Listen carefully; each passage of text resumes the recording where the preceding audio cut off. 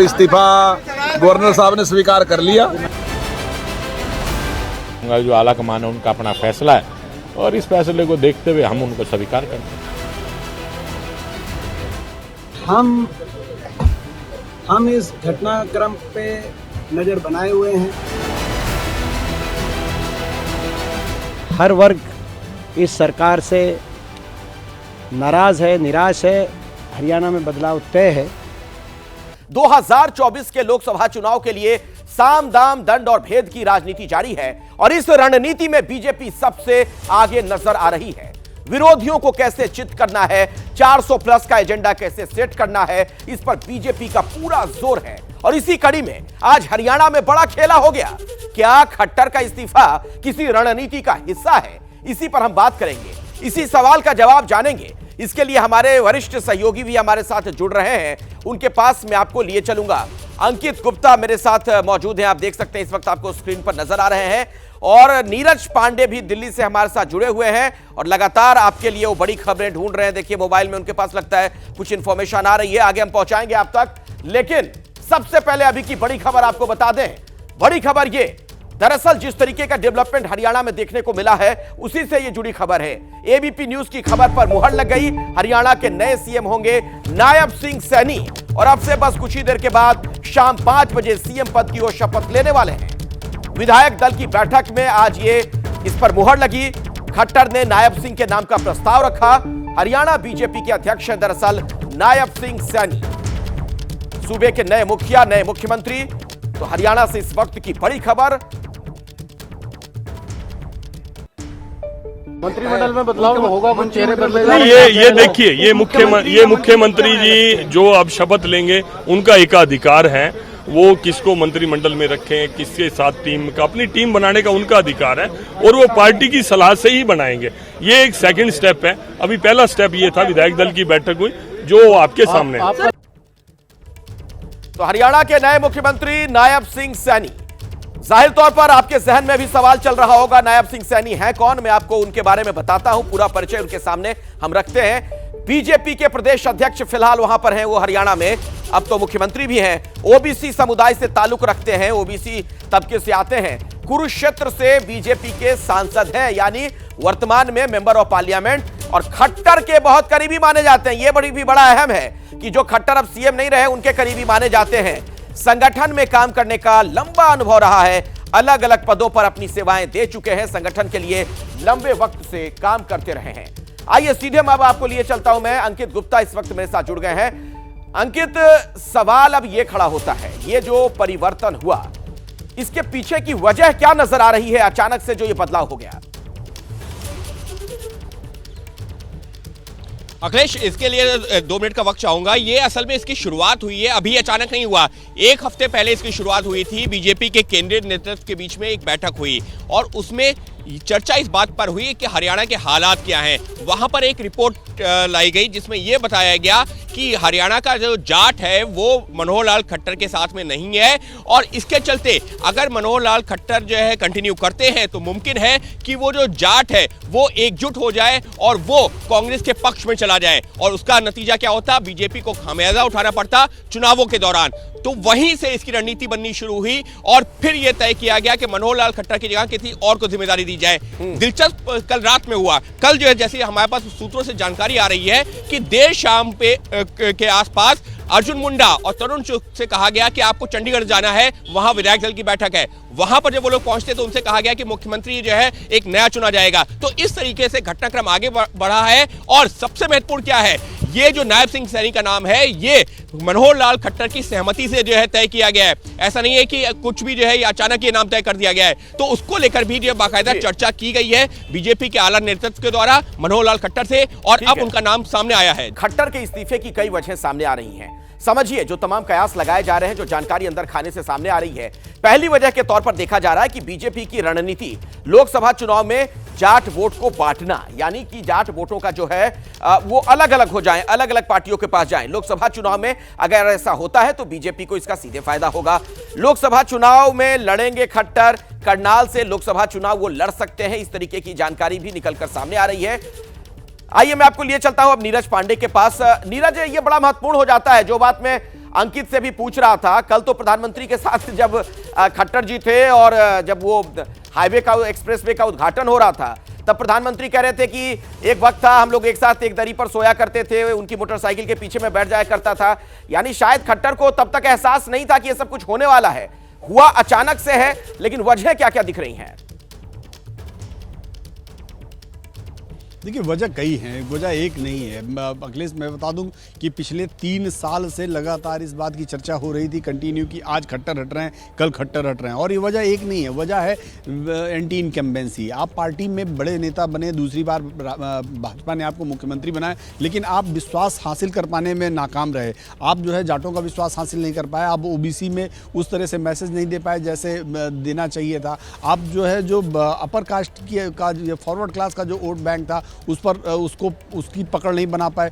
देखिए, आपको 5 साल मुख्यमंत्री रखा भाजपा ने, लेकिन आप सरकार देखा जाए तो बैसाखी पर थी आपकी, आप जेजेपी के सहारे आपकी सरकार चल रही थी, आप सरकार फुल प्लस नहीं ला पाए थे। पार्टी ने आपको फिर दोबारा मौका दिया कि नहीं चलिए, हो सकता है हरियाणा जैसा राज्य जहां पर जाट लगातार डोमिनेट करता है, हो सकता है वो किसी नेता को विफल करने के लिए ही इस तरह का एक्ट कर रहा हो, लेकिन दूसरी बार मौका पाने पर भी आप उसको भुना नहीं पाए। इसीलिए, और सबसे बड़ा जो है लॉ एंड ऑर्डर बिल्कुल इनइफेक्टिव हो चुका था हरियाणा में। यही कारण माना जा रहा है कि पार्टी ने तय किया कि लोकसभा चुनाव से पहले एक मैसेज देना। मैसेज क्या देना? मैसेज ये हो कि कम से कम सामाजिक समीकरण सेट हो। आपने हाल ही में जयंत चौधरी की पार्टी आरएलडी को अपने साथ एनडीए मैं इस पर आगे बात करूंगा। नीरज, जो आप कह रहे हैं ना, सोशल इंजीनियरिंग वाली बात जो कह रहे हैं, मैं उस पर आता हूं, लेकिन एक और खबर इस बीच आ गई है। कांग्रेस ने हरियाणा में राष्ट्रपति शासन की मांग कर दी है। भूपेंद्र हुड्डा ने कहा कि हरियाणा में ठग बंधन था, गठबंधन को उन्होंने कहा ठग बंधन। हुड्डा का दावा, अगली सरकार कांग्रेस की आएगी। बीजेपी ने हरियाणा को बर्बाद कर दिया और राष्ट्रपति शासन लगाकर दोबारा चुनाव हो। ये गठबंधन बना जब कोई पॉलिसीज के आधार पे नहीं बना था, और अब ये जो है लोगों की आंखों में धूल झोंकने के लिए ये सब किया गया है, क्योंकि हरियाणा के 36 बिरादरी मन बना चुकी हैं, आने वाली सरकार कांग्रेस पार्टी की होगी।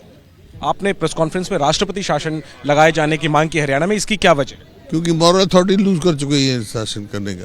जिस प्रकार से क्या है जो हुआ है, और जो 5 साल में जो हरियाणा की बदहाली हुई है, इस वास्ते मेरा ये है कि राष्ट्रपति शासन कर चुनाव करा देना चाहिए। अंकित, अब देखिए सवाल ये खड़ा होता है, आपने भी हुड्डा साहब को सुना, वो कह रहे हैं राष्ट्रपति शासन लग जाए सूबे में। अब भाई बीजेपी की वहां सरकार है, सरकार का चेहरा उसने बदल दिया, तो उसमें राष्ट्रपति शासन बात समझ में नहीं आई। क्या खालिस राजनीति कांग्रेस कर रही है अभी? देखिए, निश्चित तौर पर ये एक राजनीतिक बयान है, क्योंकि वो लगातार ठगबंधन जैसे शब्दों का इस्तेमाल कर रहे हैं। लेकिन यहाँ पर देखिए, सबसे लोकतंत्र में सबसे ज्यादा क्या महत्वपूर्ण होता है? बहुमत का आंकड़ा। बहुमत का आंकड़ा आज की तारीख में बीजेपी के पास में है, उसके साथ में निर्दलीय मौजूद हैं, और अब तो चर्चा ये भी हो रही है कि जेजेपी में, यानी कि दुष्यंत चौटाला की जो पार्टी है, उसके भी कुछ विधायक जो है बीजेपी के साथ जुड़ सकते हैं। हालांकि वो जो कंटिन्यू कर पाएंगे नहीं कर पाएंगे वो एक आगे की चीज है। लेकिन अगर हम जो नंबर्स की बात करते हैं, जो पूरा जो आंकड़ा है वो फिलहाल बीजेपी के पक्ष में है। मुख्यमंत्री कोई भी हो, कैबिनेट मंत्री कोई भी हो, लेकिन बहुमत का आंकड़ा अगर बीजेपी के पास में है तो राष्ट्रपति शासन की तो बात उठती नहीं है। और रही बात, अगर हम उनकी बात को ही आगे भी बढ़ा दें तो बीजेपी तो ये भी जो है कह रही है कि अगर हम जो है लोकसभा चुनावों के साथ में भी चुनाव करवा देते हैं तो उसमें भी हमारा कोई नुकसान नहीं है। हालांकि अब उस ऑप्शन पर जो चर्चा नहीं हो रही है, लेकिन कुछ दिनों पहले उस पर भी चर्चा हुई थी। ठीक है, और देखिए खट्टर के इस्तीफे पर कांग्रेस की जो झल्लाहट है वो साफ तौर पर नजर आ रही है। रणदीप सुरजेवाला ने इसे सर्कस कह दिया। इस्तीफे की स्क्रिप्ट पहले से लिखी गई थी, वोट बटोरने के लिए यह राजनीतिक सर्कस है। यह रणदीप सुरजेवाला की तरफ से बात कही गई है। जय जवान, जय किसान, जय नौजवान, जय पहलवान। जो हरियाणा में बदलाव लाया है वो देश में भी बदलाव लाया हो रहा है।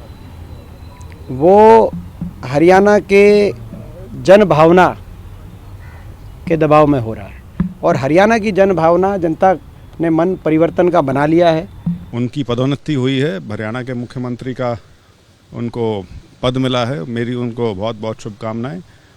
बाकी ये मैं ज़रूर कहूँगा, राजनीतिक तौर पे ये जो कदम उठाया है ये बहुत लेट उठाया है। अब इससे किसी प्रकार का राजनीतिक लाभ अगर पार्टी सोच रही है उनको होगा, तो मुझे नहीं लगता कि घाव इतने गहरे कि चेहरा बदलने से काम नहीं चलेगा। अब तो पूरा का पूरा ढांचा बदलना पड़ेगा भाजपा का हरियाणा में। और मुझे लगता है जनता आपकी पूरा ढांचे ही बदल देगी, वजूद खत्म कर देगी भाजपा का। खट्टर का जो इस्तीफा हुआ, बताया यह जाता है कि दरअसल ये बीजेपी की रणनीति का हिस्सा है। वो रणनीति क्या है उसे भी आप समझिए। जाट वोट इसके पीछे की वजह जो बताई जा रही है, 22% वहां पर असर 4 लोकसभा क्षेत्र में, 36 विधानसभा क्षेत्रों में, और सबसे ज्यादा जो असरदार हैं रोहतक, हिसार, भिवानी, जींद, सिरसा, सोनीपत। 2019 में वोटिंग पैटर्न पर गौर करिए तो बीजेपी को 50% के लगभग जाट वोट मिलते हैं और कांग्रेस को 33%। जेजेपी से अलग होना रणनीति का हिस्सा माना जा रहा है। जेजेपी जाट वोटरों की पार्टी मानी जाती है और इनेलो और कांग्रेस को भी जाट के वोट खूब मिलते हैं। ऐसे में जेजेपी को अलग कर देने से जाट वोट बटेंगे। 4 हिस्सों में जाट वोट को बांटना, ऐसा लगता है कि यह मकसद है। जो सूत्रों के हवाले से जानकारी मिल रही है, गैर जाट के भरोसे बीजेपी फिर जीत हासिल करेगी। कांग्रेस ने वोट काटने की रणनीति का आरोप लगाया है। दरअसल ये कांग्रेस का भी आरोप, ये जो थ्योरी पेश की गई है। अब सवाल यह है नीरज, ये जो थ्योरी रखी जा रही है, कांग्रेस के नेता भी ये जो बात कह रहे हैं कि जाट वोटों को बांटकर बीजेपी वहां जीत हासिल करना चाहती है, इसमें कितना दम नजर आता है? देखिए, भारतीय जनता पार्टी का जो आप पॉलिटिकल पैटर्न देखेंगे तो 2014 के बाद से उन्होंने हरियाणा के मामले में बदला है। जहां जाट बाहुल इलाका, जाट डोमिनेटेड स्टेट माना जाता था, जाट मुख्यमंत्री के अलावा कोई मुख्यमंत्री नहीं हो सकता था, वहां भारतीय जनता पार्टी ने मनोहर लाल खट्टर के रूप में प्रयोग किया और नॉन जाट पॉलिटिक्स को बढ़ावा दिया। देखिए, नायब सिंह सैनी एक ओबीसी समाज से आते हैं, सैनी समाज से आते हैं। बहुत बड़ा वोट बैंक है, करीब 40% से बड़ा वोट बैंक है ओबीसी समाज का हरियाणा में। इसके अलावा जो भारतीय जनता पार्टी का ब्राह्मण बनिया एक परंपरागत वोट बैंक है। और इसके अलावा जाटों को आप भाजपा से अलग करके क्यों देखिए, जाट बड़ी संख्या में भारतीय जनता पार्टी के साथ रहा। अभी तक आप देखिए, विजेंद्र सिंह जाट ही थे, वो भारतीय जनता पार्टी से सांसद हुआ करते थे। इसके अलावा भी आप देखें, पश्चिमी उत्तर प्रदेश में जाट सांसद, केंद्र में मंत्री, इसके अलावा राजस्थान में। तो जाटों की एक बेल्ट में भारतीय जनता पार्टी ने भी बहुत बड़ी सेंधमारी की थी। अब भाजपा को जरूरत थी एक ऐसे सामाजिक समीकरण की जिसमें कि वो उसका असर राजस्थान में भी हो, पश्चिमी उत्तर प्रदेश में भी हो और हरियाणा में तो हो ही। बड़ी खबर आ रही है हरियाणा से। सूत्रों के मुताबिक हरियाणा में कोई डिप्टी सीएम नहीं होगा। दरअसल ये कयास लगाए जा रहे थे कि उप मुख्यमंत्री बनाया जा सकता है, लेकिन अभी की बड़ी खबर आपको बता दें, कोई भी डिप्टी सीएम हरियाणा में नहीं होगा। कुछ ही देर में मुख्यमंत्री के तौर पर नायब सैनी शपथ लेने वाले हैं, लेकिन डिप्टी सीएम कोई भी नहीं होगा। इसी खबर पर विस्तार से जानकारी आप तक पहुंचाएंगे मेरे सहयोगी रोहित सावल इस वक्त न्यूज रूम से हमारे साथ जुड़ गए हैं। रोहित, कयास तो लगाए जा रहे थे कि डिप्टी सीएम होंगे, लेकिन अब खबर आ रही है कि कोई उप मुख्यमंत्री नहीं होगा। बिल्कुल अखिलेश, बिल्कुल सही आपने कहा। मैं आपको बता दूं कि जो हमारे सूत्र बता रहे हैं कि हरियाणा में भी कोई डिप्टी सीएम नहीं होगा, ये इस वक्त की बड़ी खबर है, क्योंकि इससे पहले कयास लग रहे थे कि एक डिप्टी सीएम हो सकता है। लेकिन संगठन के तौर पर संगठन में जब बातचीत हुई या दिल्ली में जब हाईकमान में बातचीत हुई तो यह तय हुआ है, हमारे सूत्र बता रहे हैं कि हरियाणा में कोई डिप्टी सीएम नहीं होगा। इससे पहले दुष्यंत चौटाला, क्योंकि जेजेपी के साथ सरकार थी तो उनको उप मुख्यमंत्री जरूर बनाया गया था, लेकिन नायब सिंह सैनी बतौर मुख्यमंत्री शपथ लेने वाले हैं थोड़ी देर में। लेकिन ये तय मानिए, हमारे सूत्र ये बता रहे हैं कि कोई उप मुख्यमंत्री हरियाणा में नहीं होगा। ये बहुत बड़ी खबर है, क्योंकि अभी तक यही कयास लग रहे थे कि 2 नहीं तो 1 उप मुख्यमंत्री जरूर होगा, क्योंकि कास्ट और क्षेत्रीय संतुलन के लिहाज से। जी अखिलेश। बिल्कुल, देखिए रोहित, हाल के दिनों में हमने कई राज्यों में देखा है कि एक ट्रेंड सा चल पड़ा है कि डिप्टी सीएम के जरिए 1 नहीं 2 रखकर कुछ समीकरण साधे जाते हैं, लेकिन ऐसा लगता है कि शायद बीजेपी को यहां इस राज्य में इसकी आवश्यकता फिलहाल नजर नहीं आ रही है। बिल्कुल अखिलेश, मैं आपको एक बात और जरूर बता दूं। देखिए, जो अनिल विज विधायक दल की बैठक बीच में छोड़कर चले आए, गुस्से में चले आए, वो अभी नाराज जरूर हैं। लेकिन अगर देखिए, अनिल विज को लेकर भी कई एक चर्चा आई कि वो उप मुख्यमंत्री हो सकते हैं, लेकिन अंबाला से ही मुख्यमंत्री भी और उप मुख्यमंत्री भी, ये अगर क्षेत्रीय संतुलन के लिहाज से देखा जाए तो ये नामुमकिन सा लगता है। और अनिल विज की अगर बात करें तो उनके पास बड़ा विभाग है, उनके पास गृह मंत्रालय है, तो ऐसे में ये तय माना जा रहा है कि हरियाणा में कोई उप मुख्यमंत्री नहीं होगा। ठीक है, एक और बड़ी खबर है, दर्शकों को बता दें, हरियाणा से ही खबर है। हरियाणा में कोई मंत्री भी नहीं बदलेगा। बीजेपी का कोई मौजूदा मंत्री नहीं बदलेगा, यानी यथावत स्थिति वहां रहेगी। मंत्रालय में जो वहां पर मौजूदा मंत्री है, किसी तरीके का कोई बदलाव नहीं होगा। एक बार फिर से मैं आपको रोहित के पास ये लिए चलता। रोहित, मंत्री भी नहीं बदलेंगे, कुछ खास वजह? बिल्कुल बिल्कुल सही है। ये बड़ी खबर है इस वक्त की अखिलेश की कोई मंत्रिमंडल में कोई बदलाव नहीं होगा। देखिए मामला सिर्फ इतना है कि जेजेपी के कोटे के जो 3 मंत्री थे, एक दुष्यंत चौटाला जिनके पास कई भारी भरकम विभाग थे पीडब्ल्यूडी समेत, इसके अलावा अनूप धानक एक मंत्री थे और इसके अलावा देवेंद्र सिंह बबली ये भी मंत्री थे। हालांकि मैं आपको बता दूं कि अगर देवेंद्र सिंह बबली की बात करें तो वो बीजेपी के नेताओं के ज्यादा संपर्क में, ज्यादा क्लोज है बजाय जेजेपी के। लेकिन यह तय है कि भारतीय जनता पार्टी के कोटे से जो मंत्री थे कोई बदलाव नहीं होगा। हां, बाद में विभागों में बदलाव जरूर नायब सिंह सैनी कर सकते हैं अपने मुताबिक, लेकिन जो मंत्री थे वो तमाम लोग दोबारा मंत्री बनेंगे, ये तय है। हां, इतना जरूर है कि जेजेपी के कोटा जो खाली होगा उस कोटे से 2 निर्दलीय मंत्री बन सकते हैं और एक भारतीय जनता पार्टी का विधायक भी मंत्री बन सकता है। जी अखिलेश, ये एक बड़ी जानकारी आप दे रहे हैं कि वो जो कोटा खाली होगा उसमें से 2 निर्दलियों को मौका दिया जाएगा और एक बीजेपी का मंत्री बन सकता है। अखिलेश, खबर यही है कि देखिए जो बीजेपी के कोटे से पहले भी मंत्री थे वही मंत्री रहेंगे, मंत्री पद की शपथ लेंगे। और हां, मैं एक और बात बता रहा हूं कि वो विभागों में जरूर बाद में नायब सिंह सैनी बदलाव कर सकते हैं, लेकिन जेजेपी के जो 3 मंत्रियों का जो कोटा खाली होगा उन 3 को भरने का जो फॉर्मूला भी निकाला गया है वो यही है कि 2 निर्दलियों को मंत्री बनाया जाएगा और एक मंत्री भारतीय जनता पार्टी के कोटे से बनाया जाएगा। तो ये अभी 2 निर्दलीय होंगे, एक होंगे, इसको लेकर भी संशय, लेकिन ये खबर पक्की है कि मंत्रिमंडल में कोई बदलाव नहीं होगा। जो भारतीय जनता पार्टी के विधायक मंत्री थे वही मंत्री रहेंगे। ठीक है रोहित, एक और सवाल, आपका आकलन इस मामले में क्या कहता है? ये जो मुख्यमंत्री का चेहरा बदल दिया गया, इसके जरिए बीजेपी किन समीकरणों को साधना चाहती है? वो कौन से परम्यूटेशन कॉम्बिनेशन हैं इसके जरिए जिसका बीजेपी को फायदा होगा? देखिए अखिलेश, मैं आपको बताऊं कि 2024 में बीजेपी ने हरियाणा की राजनीति का एक नया चैप्टर खोला है। देखिए 2014 में बीजेपी ने हरियाणा की राजनीति को बदला, जाट नॉन जाट की पॉलिटिक्स में नॉन जाट चेहरा लाकर, पंजाबी चेहरा लाकर मनोहर लाल खट्टर को मुख्यमंत्री बनाया और उसके बाद से उनको लगातार 24 तक मुख्यमंत्री लिया। और ठीक लोकसभा चुनाव से पहले हरियाणा में अखिलेश 70 जातियां और उपजातियां मिलती हैं तो ओबीसी उसमें आते हैं, 32% ये ओबीसी होते हैं 70 जातियों और उपजातियों को मिलाकर। 22% जाट हैं, 20% दलित हैं, सबसे ज्यादा ओबीसी है हरियाणा में 32%। लेकिन आज तक हरियाणा में कभी भी ओबीसी के नाम पर राजनीति नहीं हुई। यह पहला मौका होगा। बीजेपी ने ओबीसी मुख्यमंत्री बनाया और एक नैरेटिव खड़ा किया ओबीसी का, यानी हमारा एक ओबीसी का एक नया चेहरा खड़ा किया नायब सिंह सैनी के तौर पर। इससे क्षेत्रीय संतुलन, जातीय संतुलन साधने की कोशिश की गई। और दूसरी तरफ लोकसभा चुनाव से पहले देखिए दुष्यंत चौटाला का बाहर जाना यह स्क्रिप्टेड था, तय हुआ। जेपी नड्डा से कल मुलाकात हुई दुष्यंत चौटाला की, उसके बाद यह तय हुआ, क्योंकि दुष्यंत अगर इस सरकार में ज्यादा टाइम रहते तो उनको भी नुकसान होता किसान आंदोलन के बाद। तो ऐसे में बिल्कुल बैठकर बात हुई, वो अलग हुए इस गठबंधन से। तो ये पूरी की पूरी स्क्रिप्ट इस तरह से लिखी गई।